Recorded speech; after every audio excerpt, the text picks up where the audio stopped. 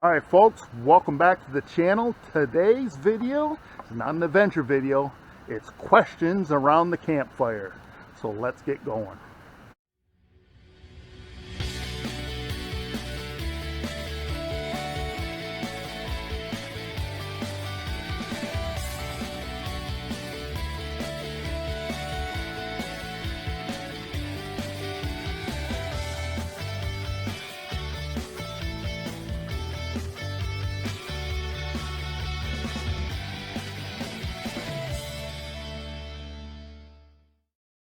Alright folks, welcome back to the channel. If this is your first time watching, make sure you hit the subscribe button down below. Continue to follow my adventures, but tonight we will do questions around the campfire, questions that have came from viewers on previous videos that they have asked me and I wrote down, and I'm going to answer some of those questions tonight. Hopefully I got the lights positioned right. I'm out truck camping. My truck is set right here. I got the fire over behind me, and I got my kitchen right here, and I got my twisted tea in my hand. So let's get going on these questions.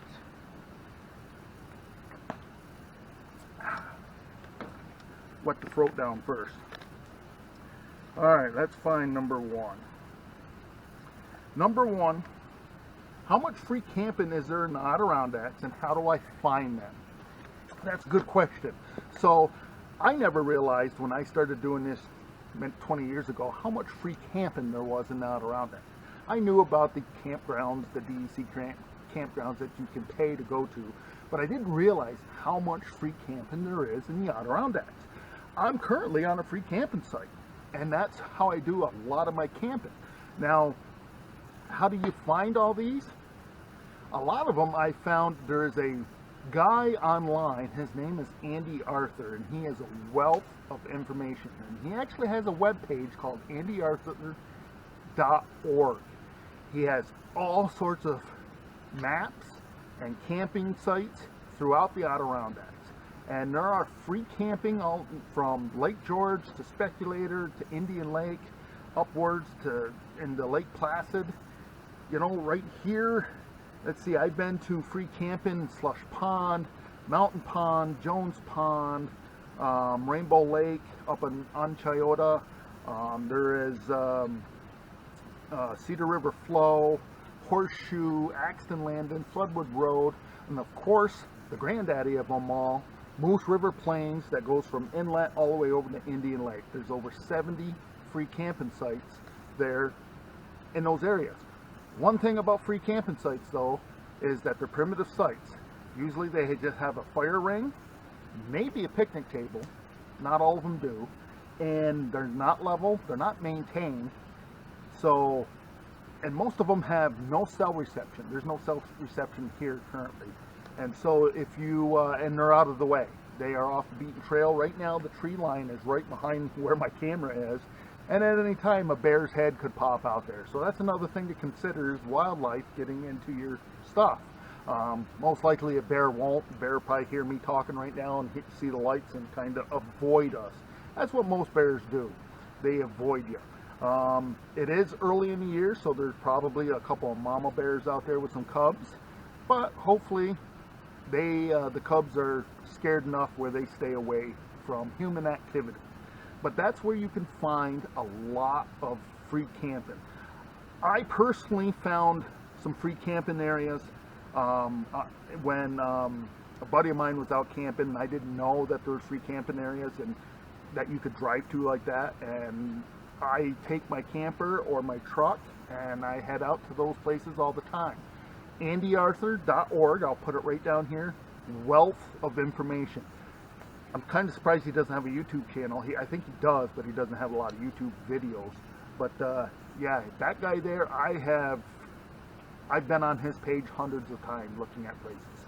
So yes, there's a lot of free camping in the Adirondacks, and DEC does have some information, but I found that Andy Arthur, just punch in the area that you want to go to, he might have an area that you can click on, and it will show up where the free sites are. Now, one thing to remember with free sites, though, is that you need a plan A, plan B, plan C, plan D.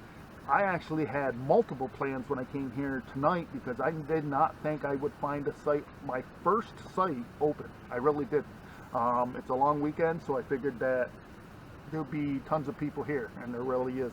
So I got my first plan A worked out for me, but you need to have a plan B, because if there's somebody on that site, you need a plan B, and if there's somebody on that site, you need a plan C, and so on and so forth. Question number 2.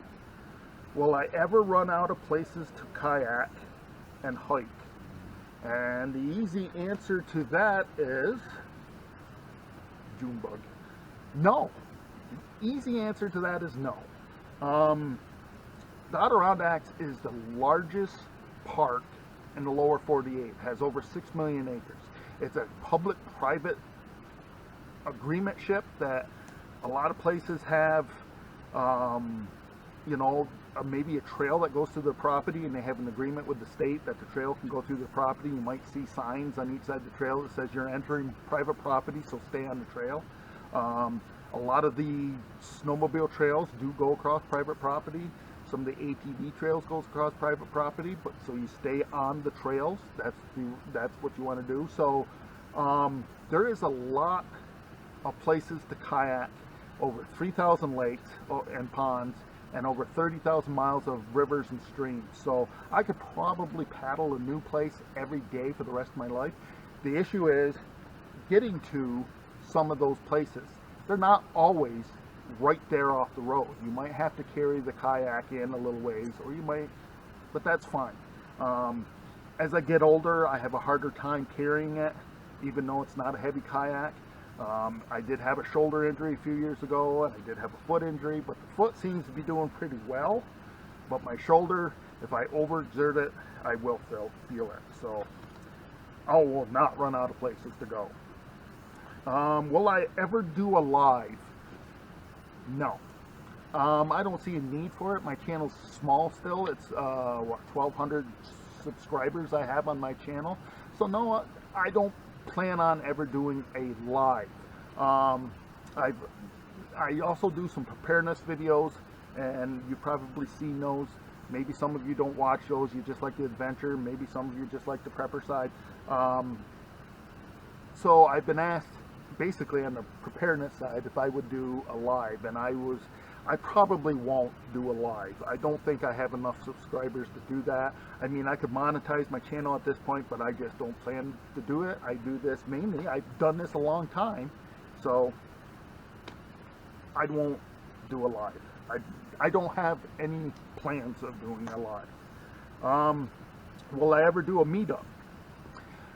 This has come up several times as a question, and I would like to do a meetup. I had a guy comment on one of my videos and said, why don't we do a meetup and we'll go and clean sites. We'll go around to the free sites. And I thought that was a great idea. So, but the problem is I wanted to do a meet on a certain weekend, and I wanted to have the site that I wanted to have that would be big enough to handle the, you know, maybe, you know, 5-10 people with some vehicles and my camper, because I wanted to get there. So I wanted to see if the DEC would allow me to have kind of like reserve one of the free sites, and told them what I wanted to do, and they're like, yeah, you can do that, but in order to do that, they want me to do waivers, and they want everybody I have to have a list of people who's going to be there, and they all have to sign waivers. And I'm like, you're making this harder than it really needs to be. This is just a group of people. We want to get together like on a Saturday or on a Sunday and just go out to the free sites at Horseshoe and Floodwood Road and Axton and Landon and pick up trash. But I kind of got discouraged after I went to the DEC on that one, and so that was the end of it. But the meetup has crossed my mind a few times to do. I would really like to, maybe one of these times I will, at a DEC campground, announce that I'm going to be at a DEC campground on certain dates, and anyone that wants to come over can. I'd rather do it at a free site, that way there's no cost involved with anyone coming into a park, but we'll see what happens in the future. Let's see, what number was that? That was number 4. Let's go on to number 5. Okay, number 5. Do I only eat freeze-dried food when I'm camping? No. Um, if I am going out for a night, let's say I'm going to go paddling, I take off that morning, and I can pack my little backpacker stove and a bag of shelf-to-table freeze-dried food and have lunch somewhere, stop at an island, stop on the shore, cook up a lunch, and it's great. It's easy.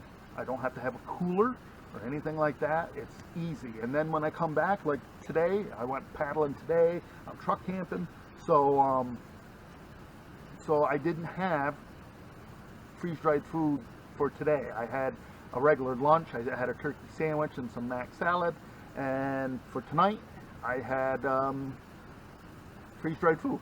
It's easy. You don't have to carry a cooler. You don't have to worry about your meat. Is it good? Is it bad? You know, on a hot day like this, it was 82 degrees today, so the cooler it does have ice on it, but it melts quickly on days like this. So no, I don't always eat freeze-dried food. When I have the camper, I have various foods. I have hamburger, hot dogs, chicken, steaks, and I carry the stuff to make pizza. You know how I like to make my Adirondacks off-grid pizza. So I do eat it when I'm camping for a short period of time, just because it's easy, and I like easy. All right, next question. Do you camp a lot?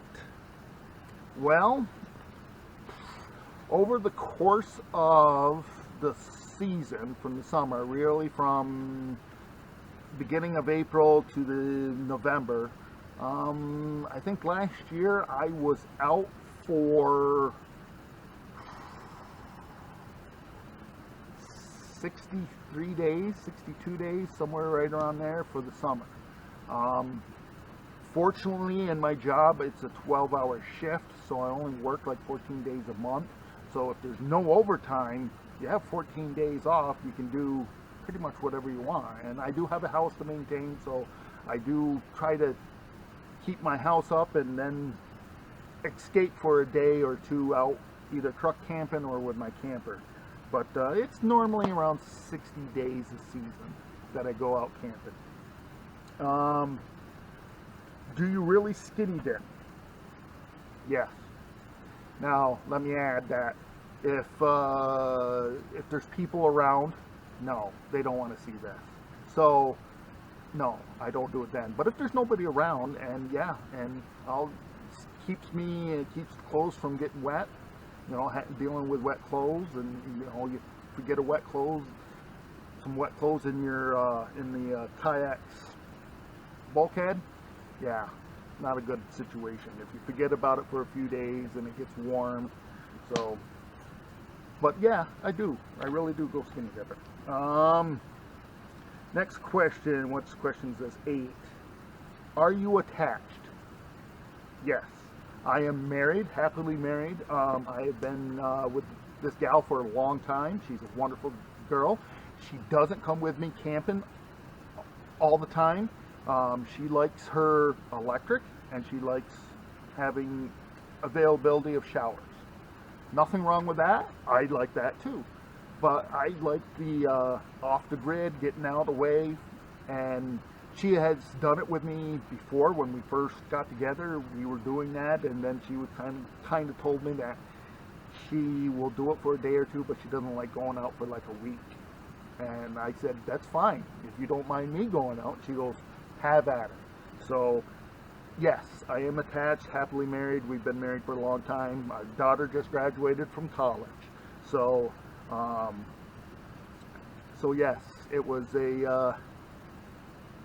she's home right now, and basically when I'm camping and I don't have Jax, she has Jax. Jax is home with her. So, next question. Are you really a retired fire chief? Yes. I spent 30 years in the fire service. 17 years of it, I was a EMT, advanced EMT.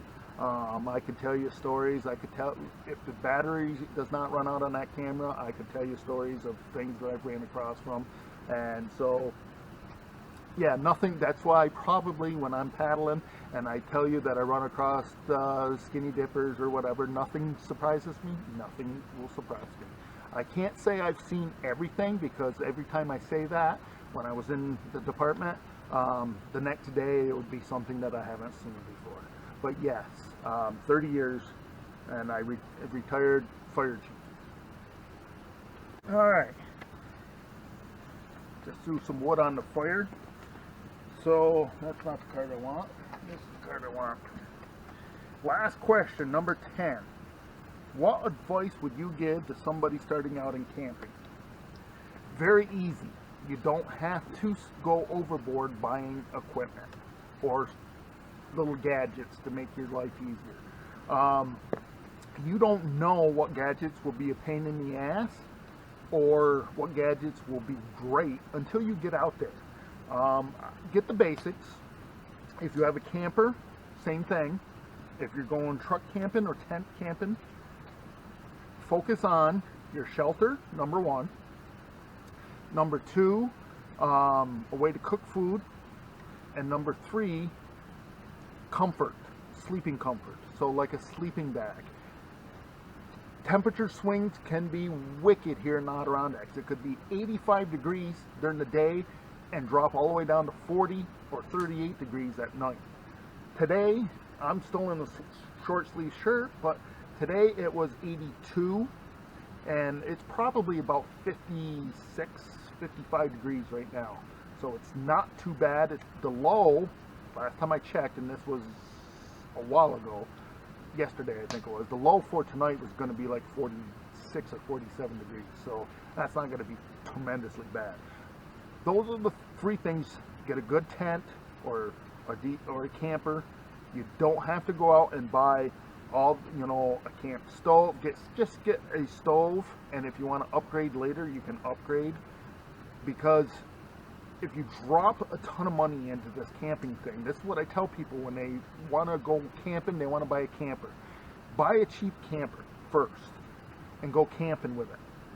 If you don't like it, you're not going to lose a tremendous amount of money. If you buy a pop-up camper and you go camping and you're like, it's not for me, I don't like it, you could sell that pop-up camper for almost what you bought for it. But if you go out and buy a $45,000 camper and you go 1 year and you don't like it and you try to sell it, you're not selling that for $45,000 or $44,000 or $43,000. You're going to, the best, depending on the market, and right now the market's not the best for RVs, you're probably going to take a big loss on it. So start out slowly. Focus on those three things. Shelter, whether it could be a tent, could be a pop-up camper, could be a small camper, could be truck camping. Two, a way to cook food. You don't have to go out and buy a big Blackstone grill to take with you. You can get a little camp grill. And three, sleeping comfort. You want to be able to sleep well. So if you're going to be in those climates that are going to do that, drop down tremendously, you're going to want a sleeping bag that will keep you warm in those climates. Like I said, 5 or 6 years ago, I was in the Moose River Plains, and that day it was 88 degrees in the Moose River Plains. That night was 36. That's a big drop. But we had 2 or 3 nights like that. I think that was the only night that got into 30s. The other 2 were in the low 40s, and each day it was above 80 degrees. So that's my advice, is not to go hog wild and buy all these little gadgets, because you're not going to use half of it. And you will see, walk around the campground and look at other campers and see things that they have. I've done that a lot. I bought this string light that's above me right in here. I never really cared for string light until I found this one, and it plugs into my Jackery unit that's on the truck. It's a USB plug, and it only takes like 5 watts of power and gives off that much light. So I decided, you know what, for 10 bucks I'm going to get one. But that's my advice there, and that is questions around the campfire. The campfire is back behind me. I don't know if you can see it or not. I've been tending to it, but that is questions around the campfire. And tomorrow we're going to go find our next adventure. All right, folks, you watched all the way through. Thanks for that. If you liked the video, make sure to give me a thumbs up. If you haven't subscribed, click the subscribe button down below. Continue to follow the adventure. And remember, folks, tomorrow is no guarantee for any one of us. So disconnect from that Wi-Fi, connect to this out here. You won't be disappointed.